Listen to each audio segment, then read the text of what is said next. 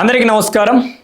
తెలంగాణ రాష్ట్ర వ్యాప్తంగా గడిచిన 2 నెలలుగా సంచలనంగా మారినటువంటి మంగ్లీ మధు భీమా నాయక్ల మైక్రో ఫైనాన్స్ స్కామ్కి మరొక బాధితుడు బలయ్యాడు. నల్గొండ జిల్లా నాగార్జున సాగర్ నియోజకవర్గం పెదవూర మండలంలోని పాల్తె తండాకు చెందినటువంటి పాల్తె రమేష్ ఈ యొక్క అప్పుల బాధలను తట్టుకోలేక ఈ మైక్రో ఫైనాన్స్లో పెట్టినటువంటి డబ్బులు రూపాయి కూడా ఎనికి రావకపోవడంతో, అలానే తను ఎవరెవరి దగ్గర అయితే అప్పులు చేశాడో ఆ అప్పుల వారందరూ కూడా ఒత్తిడి చేయడంతో మనస్తాపానికి గురై హార్ట్ అటాక్తో ఒక రకమైనటువంటి ప్రెజర్తో ఈరోజు ఉదయం అకాలంగా మృతి చెందడం నిజంగా బాధాకరం. ఈ ఘటనలన్నీ చూసుకుంటా ఉంటే నిజంగా ఇది ఎవరి ఫెయిల్యూరు, ఎవరి వల్ల జరుగుతుంది, ఈ మధు ఎవరు, ఈ బాలాజీ ఎవరు, అలానే ఈ భీమా ఎవరు, వీరందరికీ మంగ్లీతో ఉన్నటువంటి సత్సంబంధాలేంటి, ఇన్నేసి కోట్ల రూపాయలు చేతులు మారితే ప్రభుత్వాలు ఎందుకు నిమ్మకు నీరెత్తనట్లు వ్యవహరిస్తూ ఉన్నాయి? ఎక్కడైనా ఒక 10 కోట్లు 20 కోట్ల రూపాయల స్కాము జరిగితేనే ప్రభుత్వాలు వాటిని వెలికి తీయడానికి భారీ స్థాయిలో పూర్తి యంత్రాంగాన్ని దించి ప్రత్యేక దర్యాప్తు బృందాలను ఏర్పాటు చేసి విచారణ జరుపుతాయి. మరి తెలంగాణ రాష్ట్ర వ్యాప్తంగా, మరీ ముఖ్యంగా నల్గొండ జిల్లా వ్యాప్తంగా సుమారు 1500 కోట్ల రూపాయలు చేతులు మారాయి. సామాన్య గిరిజన ప్రజల నుంచి భీమా నాయక్ కావచ్చు, మధు కావచ్చు, బాలాజీలు వసూలు చేశారనేటువంటి ఆరోపణలతో పాటు ఆధారాలు కూడా ఈరోజు నల్గొండ పోలీసుల వద్ద సంపూర్ణమైనటువంటి ఆధారాలు ఉన్నాయి. ఇప్పటికే బాలాజీ నాయక్ని కావచ్చు, మధుని కావచ్చు, భీమాని అరెస్టు చేయడం కూడా జరిగింది. అరెస్టు చేసి ఏదో తూతూ మంత్రంగా 2-3 నెలల పాటు జైల్లో ఉంచి బెయిళ్ల మీద బయటకు పంపించేశారే తప్ప బాధితులకు ఒక్కరికి కూడా పోలీస్ వ్యవస్థ కానీ ప్రభుత్వం కానీ న్యాయం చేయడంలో విఫలమైనదనేది ఆరోపణలు వెల్లువెత్తుతూ ఉన్నాయి. అలానే ఈ మైక్రో ఫైనాన్స్ స్కామ్కు సంబంధించినటువంటి బాధితులు ఈరోజు పాల్తె రమేష్తో కలుపుకుంటే ఇప్పటి వరకు 6 తమ ప్రాణాలను ఆత్మహత్యల రూపంలో తీసుకోవడం నిజంగా ఇది తెలంగాణ రాష్ట్రంలో ఎంత విషాదకరమైనటువంటి ఘటనో, మరి ప్రభుత్వం దీని మీద ఎందుకు వేగవంతంగా చర్యలను చేపట్టలేకపోతుందో, మరి ఈ వ్యవహారంలో ప్రభుత్వ పెద్దల పాత్ర ఏమైనా ఉన్నదా, అలానే తెలంగాణ రాష్ట్రానికి సంబంధించి నల్గొండ పోలీసుల పాత్ర కూడా ఉందనేటువంటి ఆరోపణలు ఉన్నాయి. నల్గొండ పోలీసులు భారీ స్థాయిలో ఈ స్కామ్లో డబ్బులు తీసుకున్నట్లు ఆరోపణలు వెల్లువెత్తుతున్నాయి. నిజంగా పాల్తె రమేష్ కుటుంబానికి ఈరోజు తెలంగాణ ప్రభుత్వం న్యాయం చేయాలి. పాల్తె రమేష్ని మోసం చేసినటువంటి భీమా ఇటీవల కాలంలో అరెస్టు కాబడ్డాడు. భీమా అరెస్టుకి విశేషంగా కృషి చేసి గట్టి పోరాటం చేసి పోలీసులు పట్టించుకోకపోయినా, పోలీసులు వదిలేసినా భీమాను అరెస్టు చేసేదాకా గట్టి పోరాటం చేశారు అదే పాల్తె తాండాకి చెందినటువంటి కోటేష్ నాయక్. ఆ కోటేష్ నాయక్తో మాట్లాడి ఈ యొక్క పాల్తె రమేష్ మరణానికి గల కారణాలేంటి, అసలు ఈ పూర్తి ఉదాంతంలో మంగ్లీ పాత్ర ఏంటో మనం తెలుసుకునేటువంటి ప్రయత్నం చేద్దాం. కాల్లో మాట్లాడుతున్నారు, మీరు వేచి ఉండండి లేదా. హలో, కోటేష్ అన్న గారు నమస్తే అండి. నమస్తే. నమస్తే అన్న, బాగున్నారా? బాగున్నానా. ఈరోజు మన గ్రామంలో మన కుటుంబ సభ్యుడే, మన బంధువు కూడా అవుతాడు. మీకు కూడా బంధువు, నాకు కూడా బంధువు. అతను పాల్తె రమేష్ మరణించాడనేటువంటి వార్త నిజంగా దురదృష్టకరం, బాధాకరం. అసలు ఈ మైక్రో స్కామ్కు సంబంధించినటువంటి వ్యవహారంలో పాల్తె రమేష్ పాత్ర ఏంటి, అసలు ఇతను ఎవరికి డబ్బులు కట్టాడు, ఎంత కట్టాడు, ఈయన మరణమా లేకపోతే ఆత్మహత్యనా, హత్యనా, లేకపోతే మరేదైనా కోణం దీంట్లో ఉందా అనేది మీ యొక్క అంశాలను తెలియజేయండి. ఇతను మరణమనా? ఓకే, అసలు ఎందుకు చనిపోయాడు, ఏం జరిగింది? ఎందుకంటే బాధితులు అతను బాలాజీ దాంట్లో ఒక 30 లక్షలు పెట్టిండు, భీమా దాంట్లో ఒక 15 లక్షలు పెట్టిండు, ఓకే, మళ్ళా కవిత దాంట్లో పెట్టిండు, ఓకే, ఈ మూడిట్లో పెట్టిండు ఆయన. ఎన్ని లక్షలు, మొత్తం ఎన్ని లక్షల రూపాయలు? ఒక 45 లాక్స్ ఉంది. 45 లాక్స్.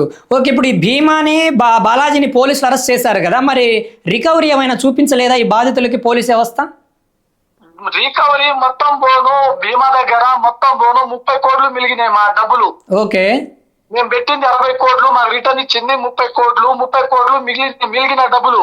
ఓకే, అతనికి 3 కంప్యూటర్ ఆపరేటర్ వాళ్ళు ఉన్నారనమాట. వాళ్ళు 3 కంప్యూటర్ వాళ్ళకు పిలిపించి సిఐ ఆఫీస్ లా సాగర్ లా పిలిపించి సిఐ దగ్గరుండి ఎక్కడ ఏ డబ్బు ఎక్కడ పెట్టినో, ఏ డబ్బు ఎవరికి ఇచ్చినో, ఏ డబ్బు ఎక్కడ పెట్టినో అని చెప్పేసి పిన్ టు పిన్ అడిగిందనమాట. ఓకే, ఇప్పుడు దీంట్లో ఈ యొక్క రమేష్ మరణానికి భీమా కూడా ప్రధాన నిందితుడు. అలానే ఈయన ఎవరైతే మధు ఉన్నాడో, మధు బాలాజీ ముగ్గురు కూడా పాత్ర ఉంది దీంట్లో. ఆ మధు, బాలాజీ, భీమా ముగ్గురికి పాత్ర ఉంది.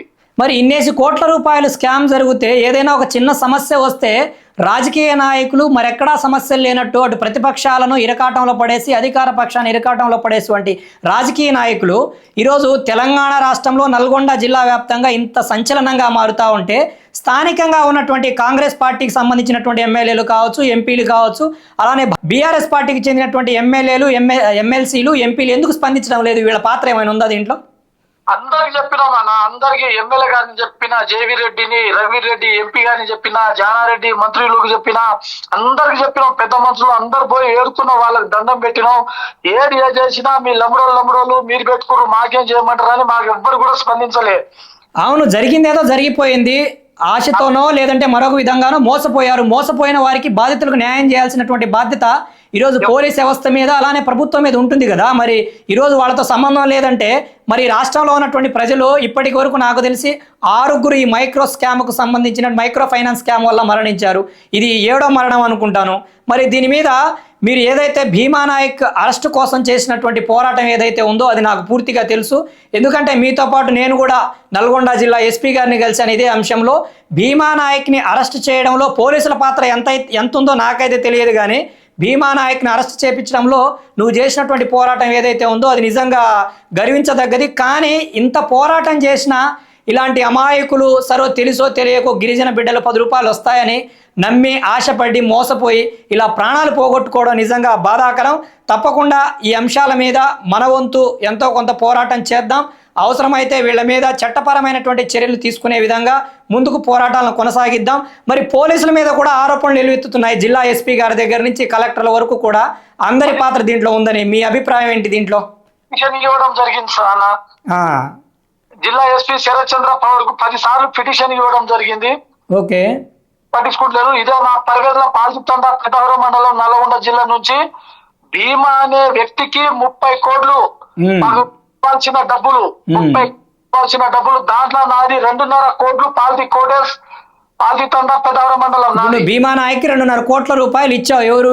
నీకు బంధువులకు సంబంధించిన వ్యక్తుల దగ్గర వసూలు చేసి సరే 10 రూపాయలు వడ్డీ వస్తుందని నమ్మి ఇచ్చావు. మరి నీకేమైనా రిటర్న్ వచ్చిందా? మరి 2.5 కోట్ల రూపాయలు అసలు ఏమైనా బయటకు డబ్బులు ఏమైనా ఇచ్చాడా? మరి భీమా అరెస్ట్ చేయడుగా? 80 లక్షలు రిటర్న్ వచ్చింది. 80 లక్షలు రిటర్న్ వచ్చింది. ఓకే, 80 లక్షల వరకు ఏదైనా ఆ వడ్డీల రూపంలో వచ్చాయి, రిమైనింగ్ రావాలి. అది మంగ్లీ అంటున్నారు. అసలు మంగ్లీ పాత్ర ఏమైనా ఉందా నిజంగా దీంట్లో? మంగ్లీ మరి వడ్డీ పట్ల వచ్చింది అంటున్నారు. భీమా నాయక్ ఇది మన మధు నాయక్ కుటుంబ సభ్యులతో తనకు సత్సంబంధాలు ఉన్నాయని, వీటి గురించి మీకు ఏమైనా తెలుసా? మంగ్లీ ఒకసారి వడ్డీపట్లకు వచ్చింది, అది మధు పాత్ర. కానీ మధులో మేము తక్కువ పెట్టినాం. బాలాజీ, భీమా, కవిత. అంటే కేవలం మధుకి మంగ్లీకి ఉన్నటువంటి రిలేషన్షిప్ తో కేవలం మంగ్లీని టార్గెట్ చేసుకుని అసలు విషయాన్ని పక్కదోవ పట్టిస్తా ఉంది మీడియా, అంతేగా? అంతే. వాస్తవంగా ఈ స్కామ్ కి ప్రధానంగా పాత్రలు ఎవరైతే బాలాజీ నాయక్ కావచ్చు, భీమా నాయక్ కావచ్చు, అలానే మధు పాత్ర, వీళ్ళు ముగ్గురుది ఉంది. కానీ మీడియా హైప్ కోసమో వ్యూవర్షిప్ కోసమో మంగ్లీని కూడా టార్గెట్ చేస్తున్నారు. కానీ మంగ్లీది ఈ అన్నిటితో పోలిస్తే ఈ మంగ్లీకి సంబంధించి 150-200 కోట్లు ఉన్నా రిమైనింగ్ 1000 కోట్ల రూపాయలు మాత్రం ఈ భీమాను ఈ బాలాజీ నాయక్ చేశారు. ఈ మా 50 కోట్లు కూడా మంగ్లీకి సంబంధించిన డబ్బులు కాదు. మేము ఇచ్చింది భీమా, బాలాజీ, మధు ముగ్గురికే. ఓకే, ఈ ముగ్గురికే ఇచ్చారు. కానీ మరి మధుతో మంగ్లీకి ఎటువంటి సత్సంబంధాలు ఉన్నాయి మనకు అనవసరం అవి. కవిత. ఓకే, కవిత. ఓకే కోటేష్ అన్న, తప్పకుండా మరిన్ని ఈ అంశాల గురించి మనం మాట్లాడదాం. తప్పకుండా కలిసి దీని మీద పోరాటం చేద్దాం. ఓకే, థ్యాంక్ యూ అన్న. ఓకే. చూశారుగా, ఇతని పేరు కోటేష్ నాయక్. అదే పాల్తితాండ రమేష్ మరణించారు కదా, ఆ గ్రామానికి చెందినటువంటి వ్యక్తి, మా కుటుంబ సభ్యుడు. రమేష్ కూడా మాకు దగ్గర చుట్టం అవుతాడు. నిజంగా ఇది నిజంగా విషాదకరం.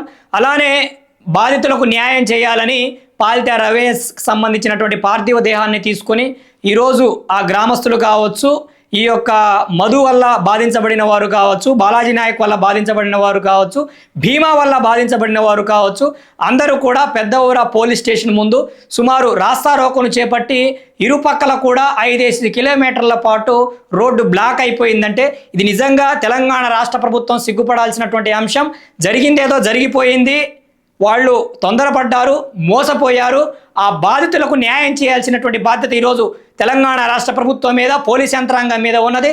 దీని మీద ప్రత్యేకమైనటువంటి దర్యాప్తు బృందం సిట్టిని ఏర్పాటు చేసి లోతైన విచారణ జరిపి మధు ఎవరు, బాలాజీ ఎవరు, భీమా ఎవరు, వీళ్లతో మంగ్లీ యొక్క సత్సంబంధాలేంటి, వీటన్నిటికి సంబంధించినటువంటి కేవలం ఆరోపణలే కాదు ఆధారాలు కూడా ఉన్నాయి. కాబట్టి ఒక ప్రత్యేక దర్యాప్తు బృందంతో వాస్తవాలన్నిటిని వెలికి తీసి ఈ యొక్క గిరిజన ప్రజల జీవితాలతో ఆడుకొని గిరిజన ప్రజల ప్రాణాలు తీసుకునేలా చేస్తున్నటువంటి ఈ క్రూరాత్మలను, ఈ దుర్మార్గులను, ఈ ప్రజలకు 10 రూపాయలు 20 రూపాయలు వడ్డీ ఇస్తామని వాళ్ళ దగ్గర కోట్ల రూపాయలు లూటీ చేసిన ప్రతి వ్యక్తిని కూడా చట్ట ప్రకారంగా కఠినంగా శిక్షించి వీళ్ళని అవసరమైతే తెలంగాణ రాష్ట్రం నుంచి బహిష్కరించి వీళ్ళ దగ్గర ఉన్నటువంటి ఆస్తులను, వీళ్ళ దగ్గర ఉన్నటువంటి డబ్బులను జప్తు చేసి బాధితులకు సత్వరంగా న్యాయం చేయాలని తెలంగాణ రాష్ట్ర ప్రభుత్వాన్ని, తెలంగాణ పోలీస్ యంత్రాంగాన్ని నేను డిమాండ్ చేస్తూ ఉన్నాను. నిజంగా పాల్తా రమేష్ మరణించడం నిజంగా బాధాకరమైనటువంటి అంశం. దయచేసి ఈ మైక్రో ఫైనాన్స్ స్కామ్కు సంబంధించినటువంటి బాధితులు ఎవరైతే ఉన్నారో తొందరపడొద్దు, తొందరపడి ప్రాణాలు తీసుకోవద్దు. ప్రాణాలు తీసుకుంటే ఏ న్యాయం జరగదు. తప్పకుండా మీ పోరాటాన్ని ఇంకా ఉధృతం చేయండి. మా వంతుగా మీతో కలిసి పోరాటం చేయడానికి సంసిద్ధంగా ఉన్నాం. జై భీమ్, జై భారత్, జై హింద్.